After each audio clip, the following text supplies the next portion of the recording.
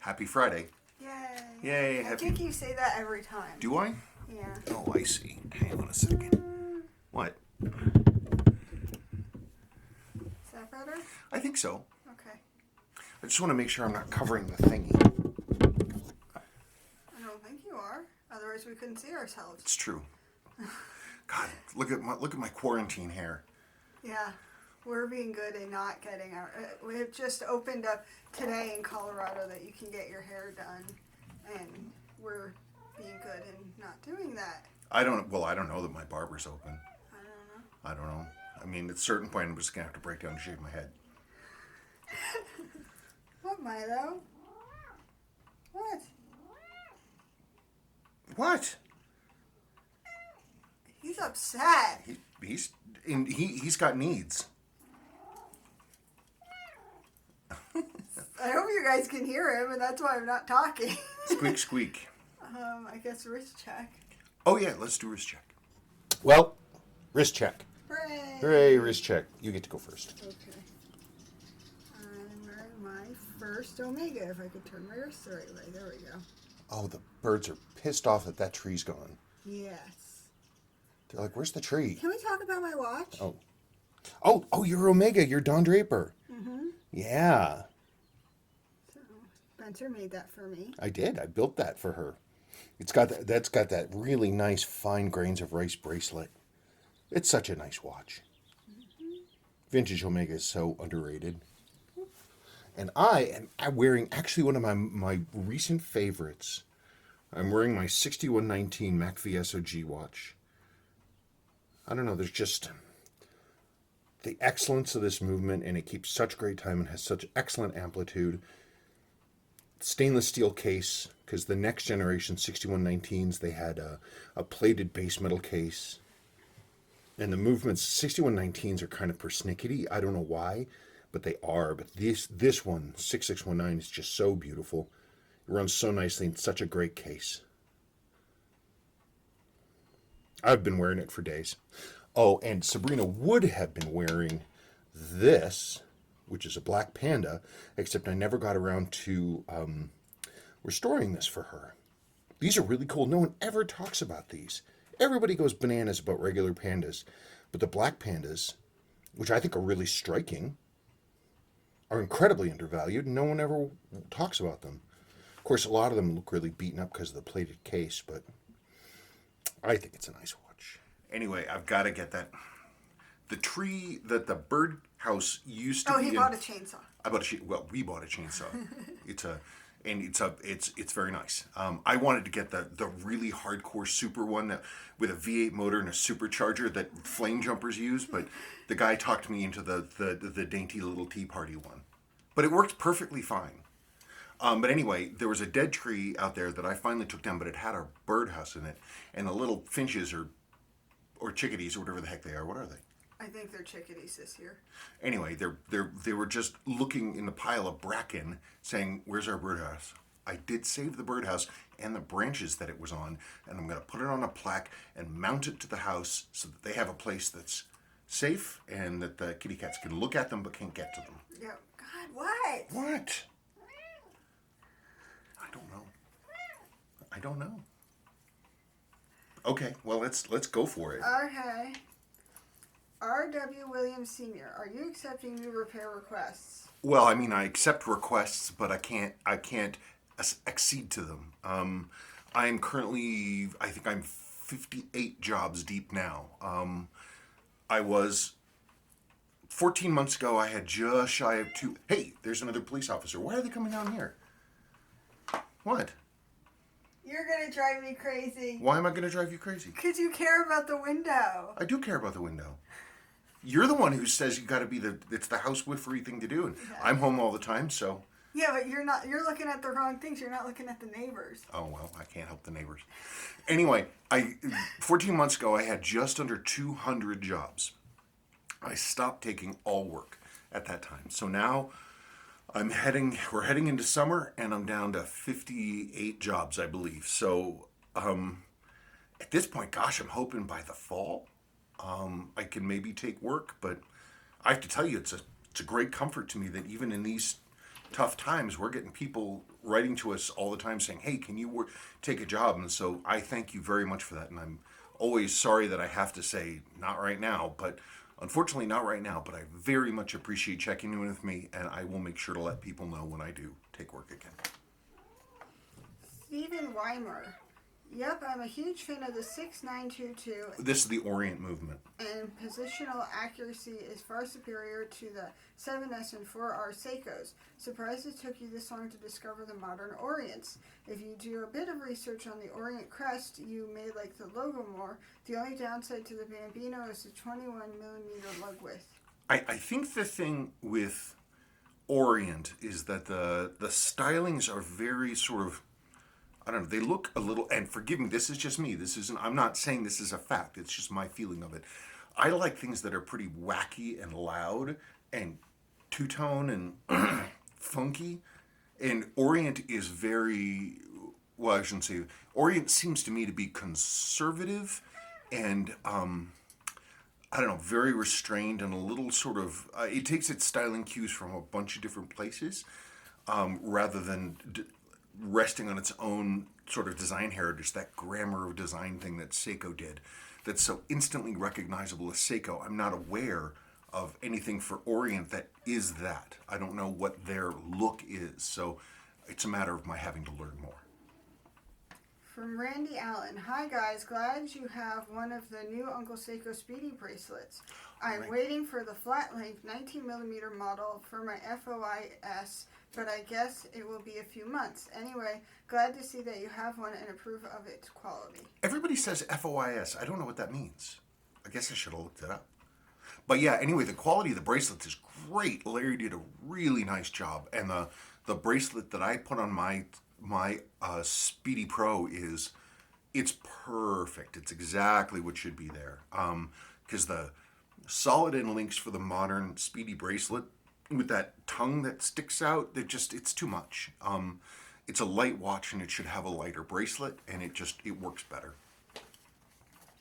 George, if you don't want to sell it, why don't you just tell us what you did to use to restore that loom?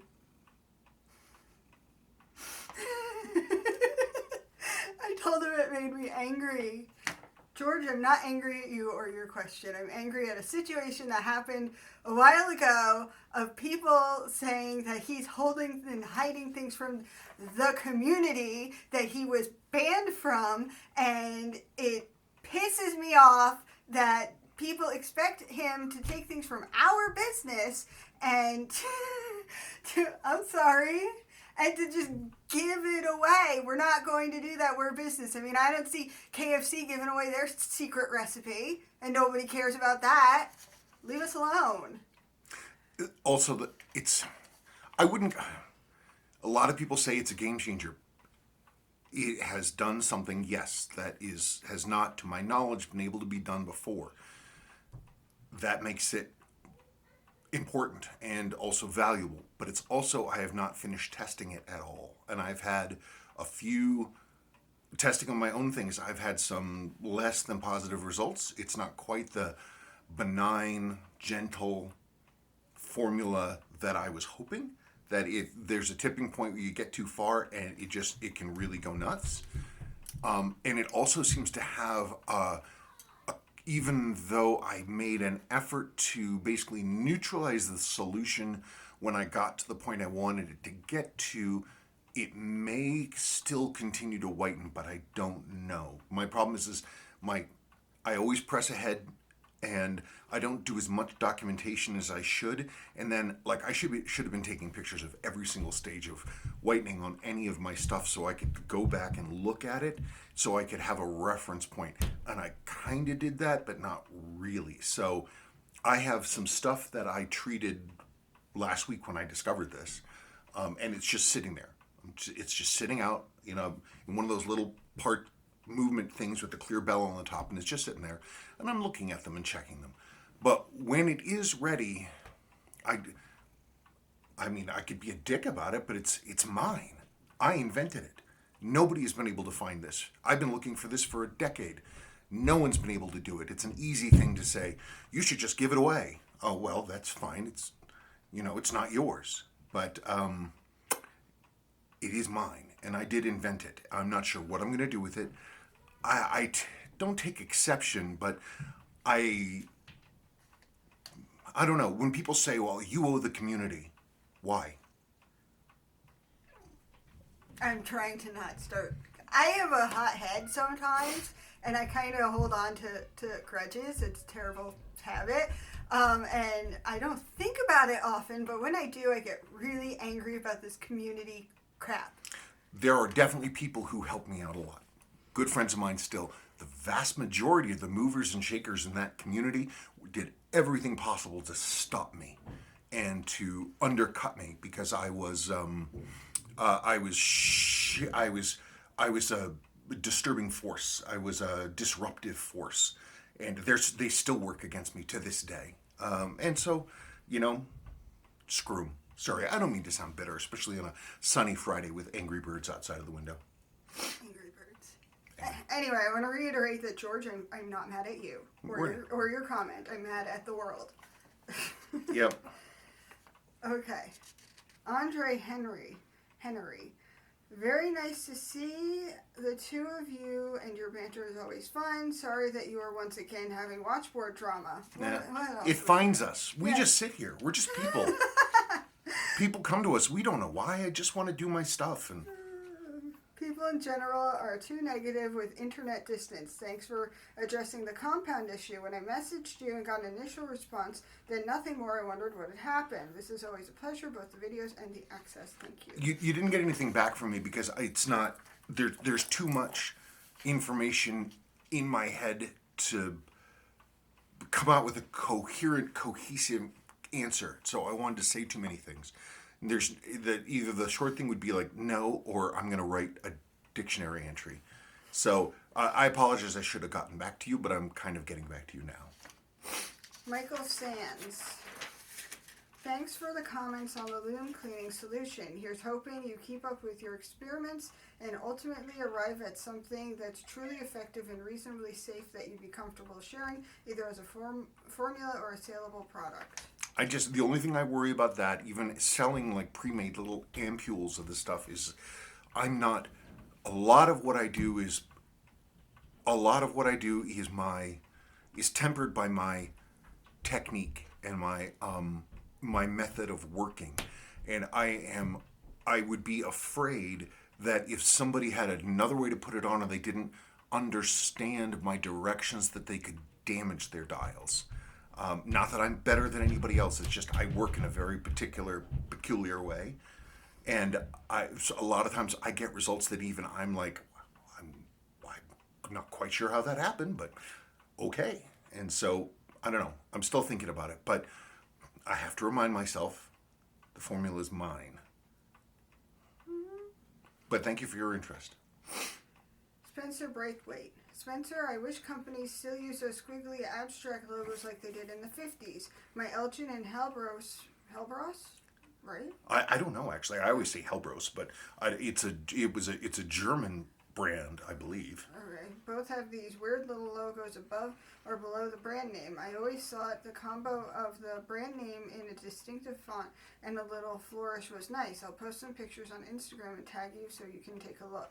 What I love, weird thing about Hellbros is I always have had a soft spot for them.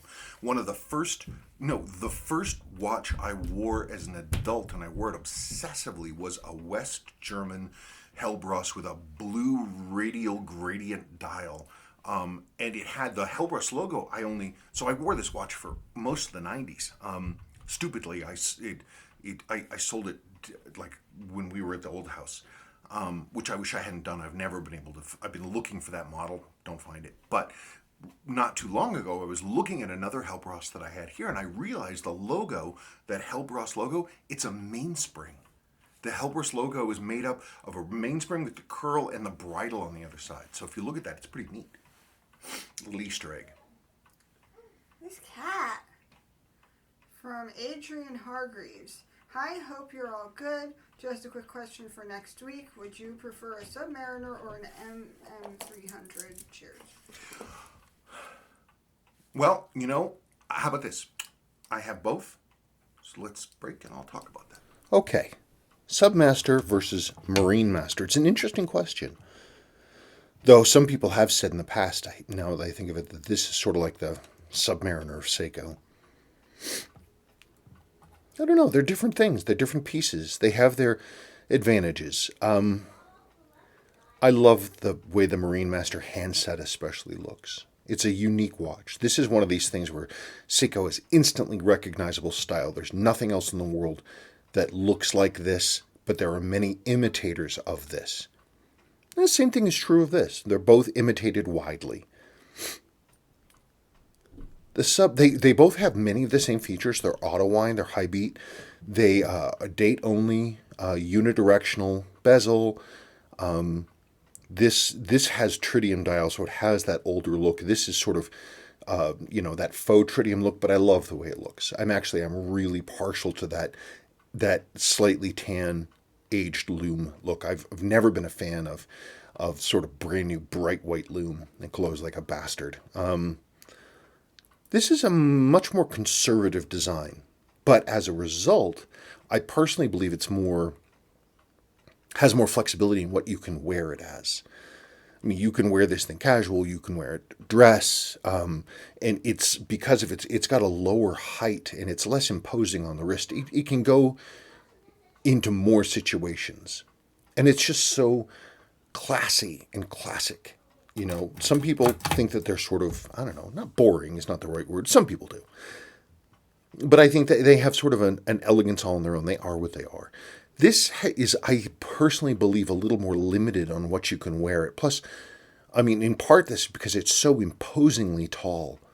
If only this thing was done like the original 6159 and was lower and tighter, then yes, maybe it could be more. But like, it's already big. If you put it on the stock bracelet, oh my Lord, it's so heavy. And until you get used to it, it's unnervingly big. Whereas this is just perfect. You just put it on and it works. This one was easier to work on, certainly easier to adjust. I mean, it wasn't difficult to work on this one at all. It was a joy. Besides, opening up the case. But once you have the knowing of it, which is that the crystal is a screw down in a crystal cartridge that is another screw down. So you unscrew the entire cartridge, not just the crystal, and then you can get everything out. This is easier to open, but to get these right, you have these microstella adjustment screws. These tiny, tiny, tiny screws that with every turn will adjust like a half second per. They have to be done in pairs on either side, and so you can dial it in really tight for accuracy, but it takes real time to do. You've got to have specialized tools to do it, and if you don't know what you're doing, you can jack it up. And a replacement balance is like $400. This is, not that. So they have different functions. This is a sporty watch you wear with usually without a sleeve over it, and sort of a nice sort of running around sporty watch. This is kind of everything. I don't know. This goes everywhere. This has more specific uses. I think I prefer the lume dial and the hand setup on these, and I love the big insert on these. But this is, again, it's all a package. It all goes together. I don't know. They shouldn't be as expensive as they are. More people should be able to own these and just wear them because they're nice watches. They don't deserve the price tag that's attached to them. These are reasonably priced and they're great watches. I don't know. So I'm not giving a definitive answer, but I love them both, but for different reasons. I think this one is more variable use, has a wider use. But there's no mistaking this. When you wear one of those and somebody sees it and they know what they're looking at, they're going to be like, oh, wow, okay. They're different things. They serve different purposes. They have different advantages. But anyway, that's my answer. Daniel 56. Hi, Spencer and Sabrina. Glad to see you and your family are staying safe and well. So far. I'd like to propose a voyage of discovery for Spencer if he starts delving deeper into Orient watches. I know Orient presently makes 3 ranges of watches. The least expensive is the Orient Tri-Star or 3-star. The mid-level is the Orient, and the more expensive is the Orient Star. At one time, there's an even higher grade called the Royal Star. I know from owning a few Orient and Orient Star watches there is a difference in quality of cases, dials, hands, bracelets, crystals, etc. as the price goes up. My question has always been, is the quality of the movements always different in the different ranges of the watches? Thanks for all the great videos. Really love the rebuild of that Grand Seiko. There's so much I don't know about Orient. Obviously, because my voyage of discovery just started. I don't know. I'm used to Seiko's range that goes all the way down, the basic workable, SNK 80, 809 or whatever the heck they are, base model, affordable dress watches that are very nice looking, and you can get them for $100, $150, all the way up to the highest of the highest in terms of at least dollar value.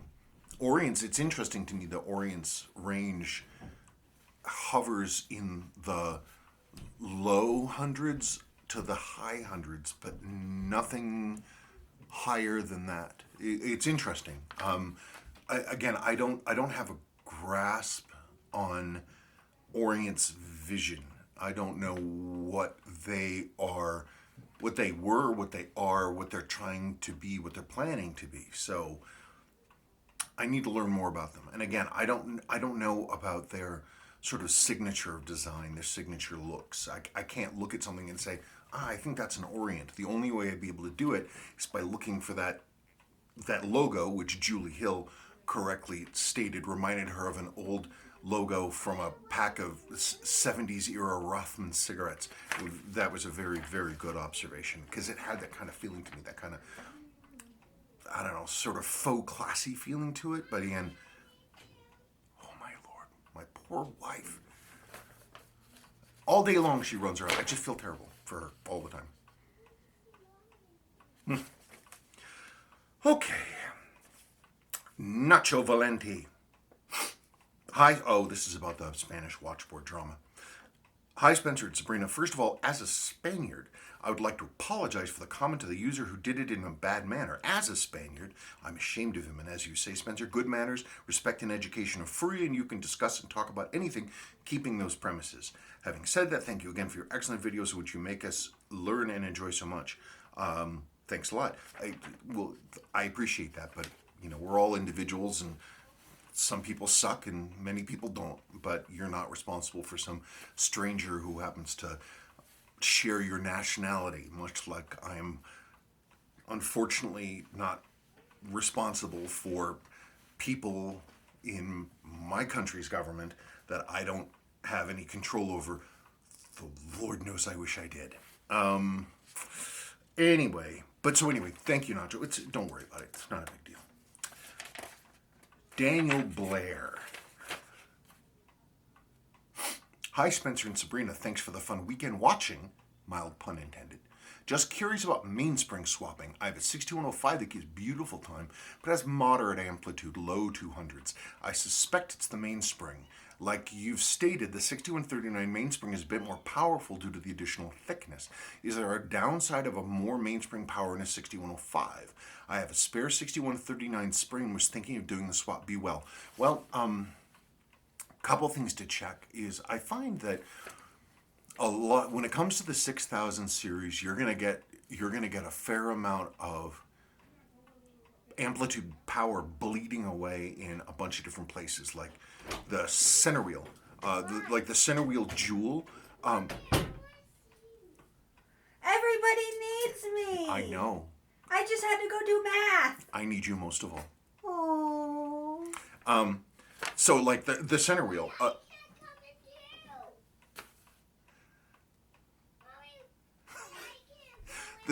Like the center wheel jewel and the main plate, it can get pushed to the calendar side, so it's actually, you get all this shifting up and down, and that's going to bleed off power. You can get wear in the center wheel where it's where it's going back and forth, that's going to bleed off power. If you get worn bushings in the train bridge, especially on like the fourth wheel pivot in the train bridge, that thing, it'll go back and forth and up and down. That's going to bleed off a lot of power as well. I think the biggest consideration about swapping mainsprings is that if you're going to be putting in a more powerful mainspring, you absolutely should jewel the mainspring arbor, the lower one at a minimum, because that is going to be, because you're going to be putting more force against that. As it winds, it's going to push. So that's, I think, the big thing. Shy Fox Jewelers. Hi, I have one of these watches, 78387270, and wonder what a good price would be for it if I wanted to sell it. Would you mind telling me what you think? Thank you. And the box too, I believe. What kind of condition is it in? Is the lume white? You have the box. Is the watch in good original condition?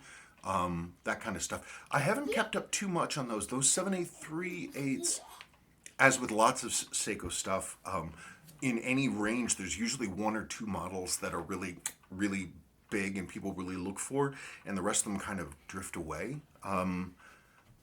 There are a few 7As that people really hunt for. That model is not really one of them, but that doesn't mean it's a bad watch. It's a great watch. But it means that the prices wouldn't be as high. I'd have to know the condition, but these days in the 300 range, 350, but it depends on the condition.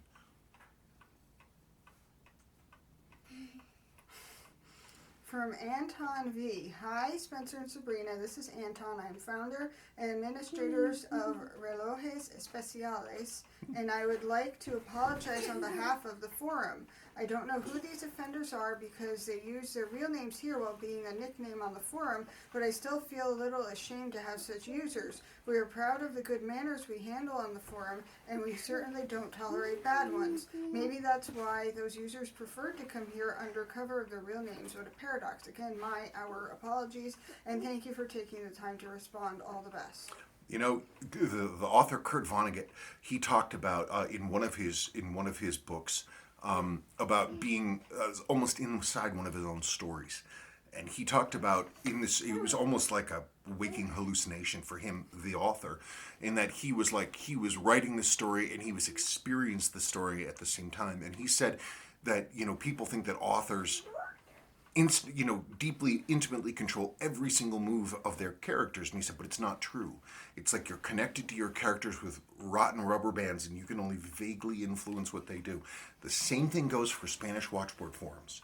You're not responsible for your people. You can try to guide and you can do what you can, and I appreciate that, but we didn't think anything badly about your forum. There's going to be douchebags everywhere. Yeah, we're used to it. We're used to it. It's just there's something about the watch community or collector communities that are just pricks. Like I was on the MG forum reading about replacing the floorboards, right? Patching or replace the floorboards. And these people got into this ridiculous pissing match where they were like deliberately misunderstanding each other and basically saying, get good, retard, and they're really being nasty to each other about how, whether you weld or you patch, or saying that somebody was advocating using pop rivets. And it was just, I was reading it, I'm like, this is all unnecessary. None of it answers the question. It's cracking. Kraken. Do you want me to go get her?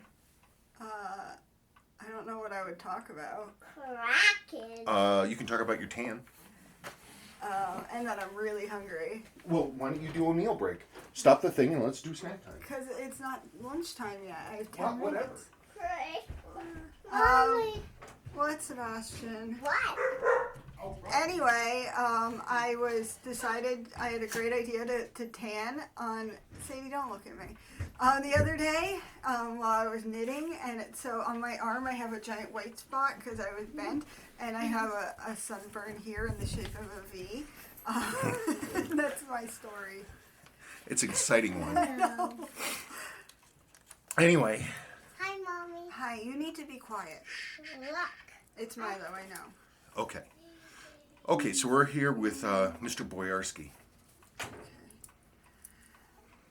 Spencer, you're right about the tools. I have used great tools and crap and done good work with both. The difference is that good tool will allow you to do good work faster, but do not by themselves make better work. I have a combination of inexpensive and high-end watch tools, and I've done some really good work with both. Good tweezers make it easier to grab and put parts together, but I still did good work with a $9 set of tweezers.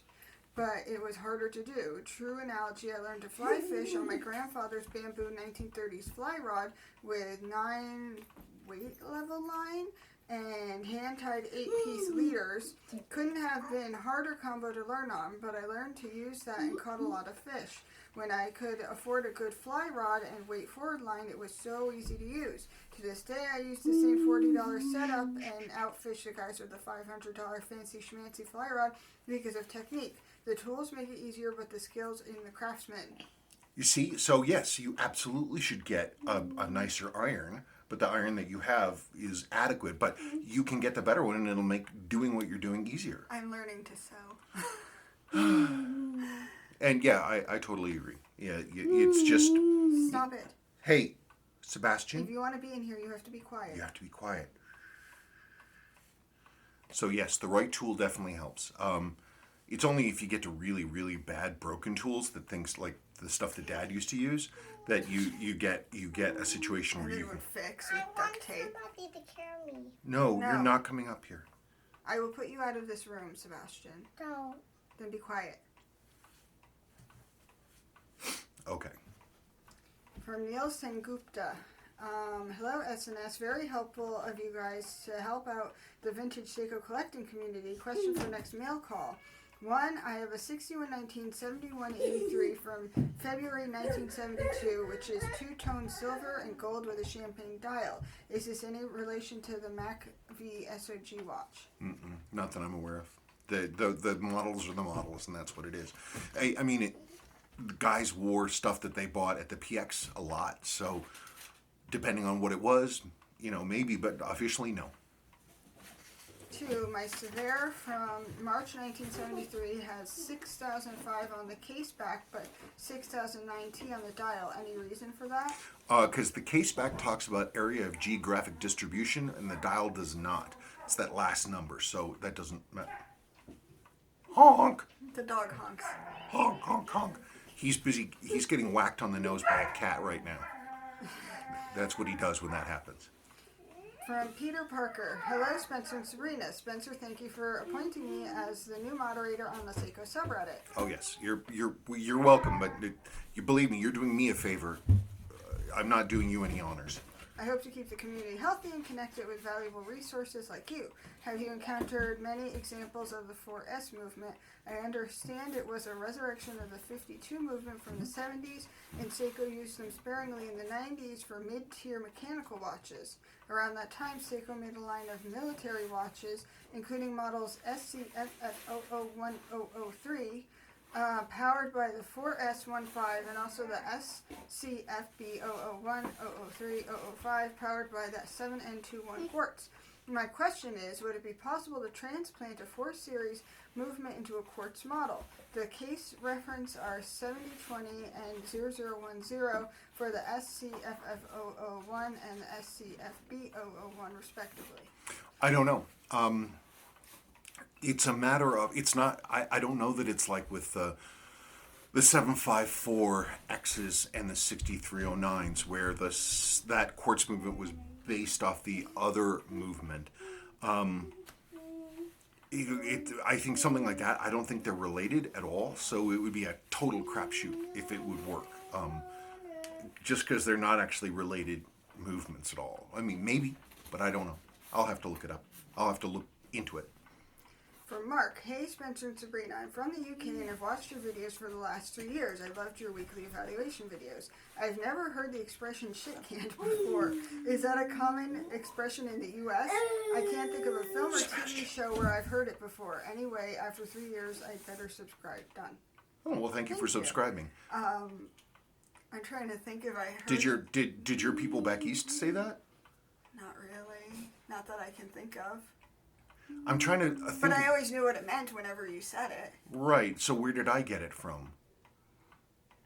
Is it something in my generation? I know it's an American idiom. It's something that people. It's like a. It's more like a. I'm trying to remember where I would have picked it up. I don't know. It's more like it's something you'd say like if you're in the garage, like working on stuff or wrenching or hanging out with your buddies drinking beer. Maybe it's a military thing. I don't know. I don't know. Blitz, great video, Spencer. Well, thank you. Interesting to see other automatic chronographs and how they function. I picked up an old Citizen bullhead like the one you bought for Sabrina a while ago. I'm curious, how come some of these bear the Seiko 5 logo and others don't? How is she enjoying the bullhead, by the way? Hope you're keeping well. She's not enjoying the bullhead at all because I need to go through the entire movement completely because the main plate that I repaired was just, it just doesn't, it had too much wrong with it. And I found another movement in my stuff and I've got to go in and basically restore that good plate with everything else. And then, yes, she should hopefully enjoy it. The 5 logo. Like there are models, sometimes they just say speed timer. Sometimes they say Seiko 5 speed timer. I'm not 100% sure because often both of them will have kanji English day wheels. I don't know. I often think that it's just, Seiko having a wider range. Maybe it's something that, one is for inside Japan, one is outside. I don't know. I wish I knew the answer. Andrew Warner, thanks for another great video. My 6138 that I had serviced last year had the same issue with the minute counter wheel and pinion coming apart. Still better than the chronograph wheel having failed. Yeah, I don't know why it is. I only ever see that with 6138s. And that's the thing, is when you're testing the reset and you see that hand kind of doing this stuff, okay, well, it's not connected to the cam, really. And there's no surprise when you pull that apart and you have the wheel and you have the pinion. So maybe it's because on the 6138, that piece, that entire piece, the shaft is much longer. And so the free sort of, the free weight of the shaft is unsupported longer, and maybe you can just shake that wheel off over time. It doesn't happen with 6139s that I can remember. Hot horology. Is it better to let the chronograph run? As I always used to say, yeah, keep the chronograph running in a 6138 or a 6139 or a 7001-6 or 7001-7, because when the chronograph is running, the clutch is engaged and the spring in the clutch is not being compressed. But more and more as time has gone by, I have considered that perhaps the danger is not having it run or having it stopped, but transitioning between the two. The only time I've seen one of these things, what's that look for? Oh, you're being a karate person. The only time I've seen a wheel fail personally was in a transition and a reset.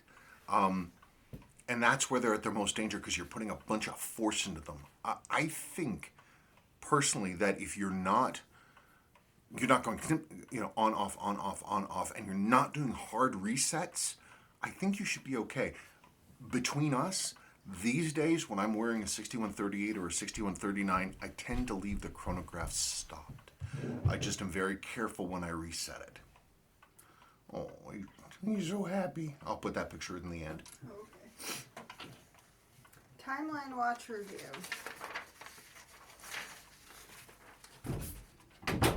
Thanks, Sebastian.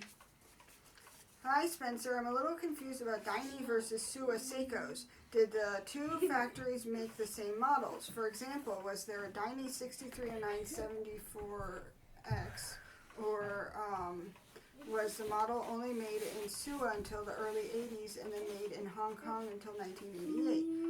Well, that's question one. Okay, well, and yes, that's exactly what happened. Daini and would sometimes help out Suwa. And they did this from back, like all the way back in the 62 MAS days. Daini helped make some of the case backs. Hey, come on. Don't do that. Be good.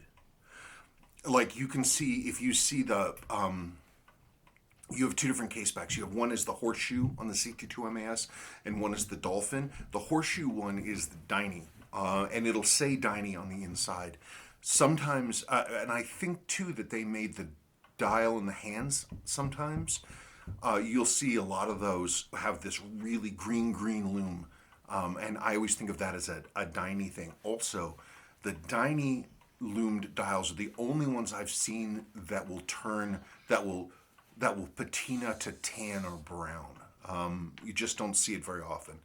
But anyway, it's my understanding that Daini would help out if Suwa was experiencing a parts shortage. Like 6105s, sometimes you'll see the inserts and they'll have this kind of bluish cast to them. It's my understanding, or that the theory is that those were made by Daini. But again, I don't know. I've got another question. I bought my wife a Seiko 5 for Christmas with a 4207 movement. It stops running intermittently. The watch is wound. If I slap it against my palm, it will start running. So it seems like the balance is getting hung up. Since this was an $80 watch, it makes no sense to service it. Do you have any suggestions for what I can look at? God, I'm so hungry. In the movement that could be causing this. Those movements are really small and they're really tight, and they have a few peculiarities. Like the winding bridge is the train bridge. There's other things too, like you can't lubricate. You're not supposed to lubricate the pallet fork stones. You have to be extremely careful about the amount of lubrication you're putting there at all, because the tolerances are really tight, and relatively speaking, they don't have a lot of power. And if you get something in the wrong place, it'll just drag the whole thing to a stop. They're very good movements. They have to be serviced correctly to run correctly, and they can be really persnickety if they're not correct. I read that. You did? Yeah. Blake Taylor. Hey Spencer, question for next episode. Can you share your thoughts on the Seiko's 8F35 movements that was used in the SBCM023? Seems like a really cool high accuracy movement, and I really like the Perpetual calendar feature. Any experience with them? Worth the purchase? Thanks for any insight you could give. Well, we can actually take a break here, and I'll make a little section about that, because actually I have one in my parts thing. I have an 8F replacement movement that's just sitting there. So I'll talk about that. So the 8F movements, this is a new old stock one. They're cool. They have metal trains. They've got a couple of jewels in there. But the real cool thing about them is the programming, because you can program these things with leap years and all that other kind of stuff. Setting them is the big deal. Getting these things set correctly takes it can be a super duper duper, like, it's an intense process. You have to do things in a certain way, and you have to go through all these prompts and steps to make sure it's correct. I haven't done one in a while, but they're once set, they're great. I don't know. I don't have one in a watch. I wish I did. There's a quartz diver Perpetual that I believe is titanium, and actually I keep thinking, I haven't seen one in a long time, but I always liked them. One of these days I will, I think I'll get one if I possibly can. They're cool. They are cool. Anyway, not much to say. I really should get one of those other watches, though. It's crazy, because I have not one, but two replacement movements for this. Oh, look. Still running. God, I haven't looked at this thing in years.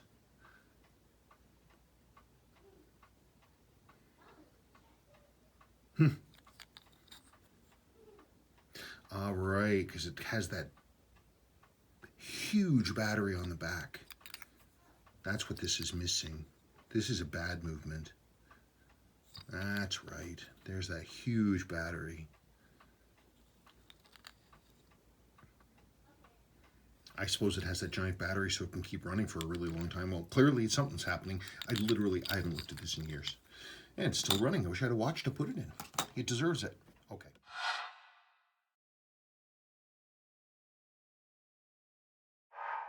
Anyway, so they're interesting. But that is about it. It is Friday. We had a short video. We had a short video today.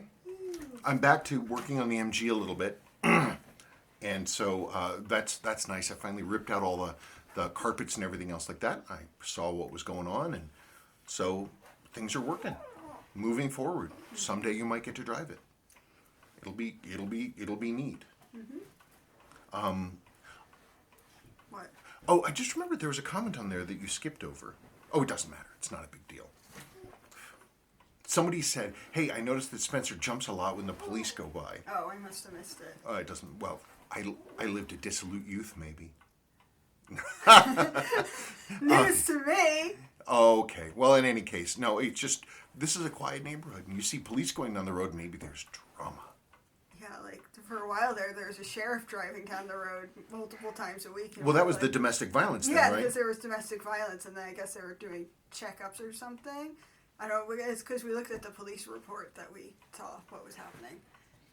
Anyway, so no, nothing in particular. No shadows in my past that are causing me to be jumpy. I just am curious about what's going on in the world. Anyway, that's it. So end of Friday, and we're gonna get this uploaded. And in the meantime, you're gonna get a final view of what we're looking at. Yep.